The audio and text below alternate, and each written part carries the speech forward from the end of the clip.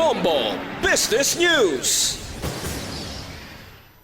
Mahimo nga magsaka sang 1 peso and 25 centavos ang presyo sang baboy kada kilo ina sa nagahilapit nga adlaw sang Paskwa. Inabasa sa Department of Agriculture kun DA sa karon ang maximum suggested retail price kun MSRP sang baboy naglabot sa 370 pesos kada kilo para sa liempo kag 330 pesos naman ang kilo para sa kasim. So napasahan siya bangod sa pagtaas ang demand sang baboy sa sining holiday season, normal na lamang ang kada tuig nagataas ang presyo sini sa kada kilo. Sa ato nga reference rate.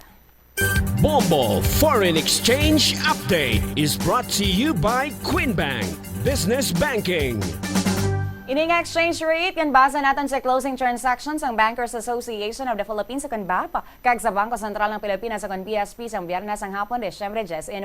Wala sang transaksyon sa bilog weekend kag maga-resume ini nga transaction alas 9 sa bunga aga. Sa ato nga reference rate 58 pesos and 7 centavos ang baylo sang US dollar, 7 pesos and 53 centavos ang baylo sang Hong Kong dollar, 45 pesos and 46 centavos sa Singapore dollar, 15 pesos and 63 centavos sa Saudi Real kag 68 pesos and 70 centavos baylo sang euro.